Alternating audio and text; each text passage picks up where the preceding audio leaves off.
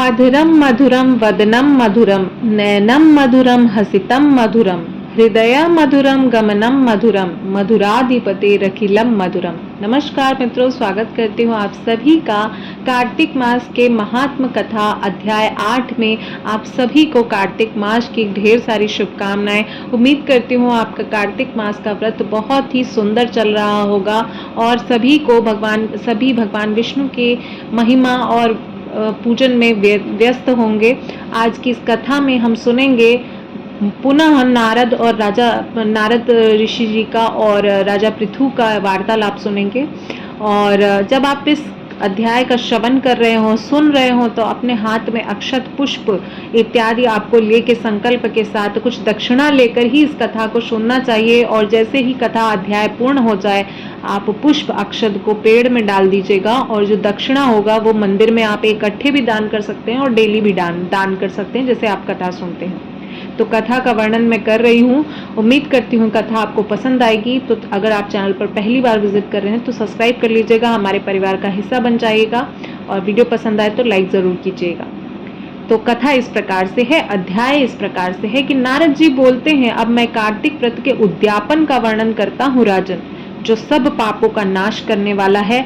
व्रत का पालन करने वाला मनुष्य कार्तिक शुक्ल चतुर्थी को व्रत की पूर्ति और भगवान विष्णु के प्रति अपने इस व्रत का उद्यापन कर सकता है।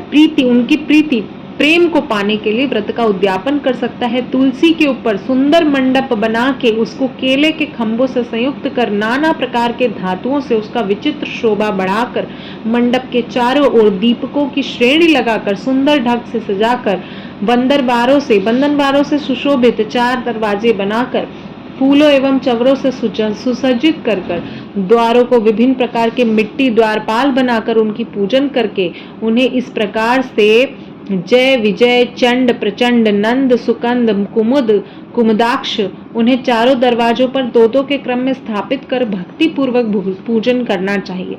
तुलसी की जड़ के समीप 4 रंगों से सुशोभित सर्वतोभद्र मंडल बनाना चाहिए और उसके ऊपर पूर्ण पत्र और पंचरत्न से संयुक्त कलश की स्थापना करनी चाहिए।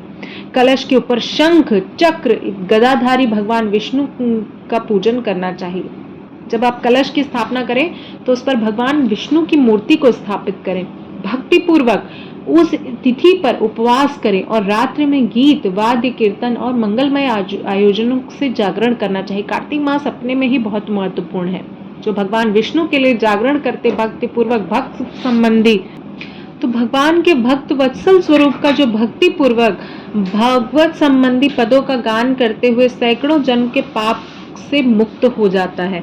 जो मनुष्य भगवान के निमित्त जागरण कर रात्रि भर भजन कीर्तन करते हैं, उन्हें असंख्य गोदान का पुण्य फल प्राप्त होता है। ऐसा नारद जी स्वयं राजा पृथु से बोल रहे हैं। जो मनुष्य भगवान की मूर्ति के सामने नृत्य गान करते हैं, उनके अनेक जन्मों के एकत्रित जो पाप होते हैं वो नष्ट हो जाते हैं।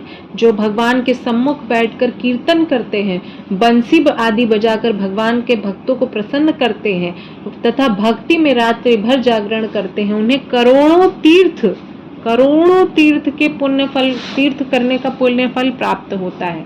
इसके बाद पूर्णमासी के दिन संपातिक ब्राह्मणों को, जो संपात्रिक ब्राह्मण होते हैं, उनको निमंत्रित करें। प्रातः काल स्नान, देव पूजन, वेदी पर अग्र स्थापित करके भगवान की प्रीति के लिए तिल और खीर की आहुति देनी चाहिए।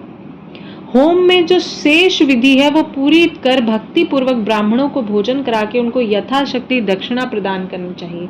आप लोग की अनुकंपा से मुझे पर भगवान सदैव प्रसन्न रहे। इस व्रत को करने के लिए मेरे 7 जन्मों के किए हुए पाप जो है वो नष्ट हो जाए, मेरी संतान चिरंजीवी हो, इस पूजा के द्वारा मेरी समस्त मनोकामनाएं पूर्ण हो, मेरी मृत्यु के पश्चात अति दुर्लभ विष्णु लोक की मुझे प्राप्ति हो, ऐसी कामना करनी चाहिए। जब आप हवन करें, पूजा के समस्त वस्तुओं के साथ गाय भी गुरु को दान में देना चाहिए। उसके पश्चात घर वालों और मित्रों के साथ स्वयं भोजन करना चाहिए। भगवान विष्णु द्वादशी तिथि को शयन से उठे थे, तो त्रयोदशी को देवताओं से मिले और चतुर्दशी को सबने उनका दर्शन एवं पूजन किया था। इसीलिए इस तिथि के दिन भगवान विष्णु की पूजा करनी चाहिए।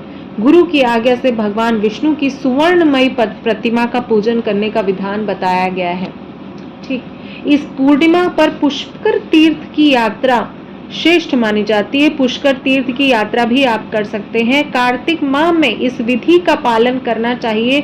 जो इस प्रकार कार्तिक व्रत का पालन करते हैं वे धन्य और पूजनीय हैं। उन्हें उत्तम फल की प्राप्ति होती है। जो भगवान विष्णु की भक्ति में तत्पर हो कार्तिक में व्रत का पालन करते हैं उनके शरीर में स्थित सभी पाप तत्काल ही मिट जाते हैं। जो श्रद्धा पूर्वक कार्तिक का उद्यापन महात्मा सुनता है वह सुनाता है वह भगवान विष्णु के समयुज्य है और उनको ही प्राप्त करता है, श्री कृष्ण के श्रीधाम को प्राप्त करता है। तो इस प्रकार थी हमारे कार्तिक महात्मा की 8वीं कथा। उम्मीद करती हूँ ये कथा आपको सुनने में आनंद आया होगा, श्रवण में आपको अच्छा लगा होगा। और अगर आपको वीडियो या जानकारी या महात्मा कहीं पर भी किसी भी रीजन पे मेरे द्वारा वर्णन किया हुआ महात्मा अच्छा लगे तो लाइक शेयर ज़रूर कीजिएगा और चैनल पर पहली बार विजिट कर रहे हैं तो सब्सक्राइब ज़रूर कीजिएगा। मिलती हूँ इसी तरह के नए अध्याय नए महात्मा के साथ, तब तक के लिए जय श्री कृष्ण।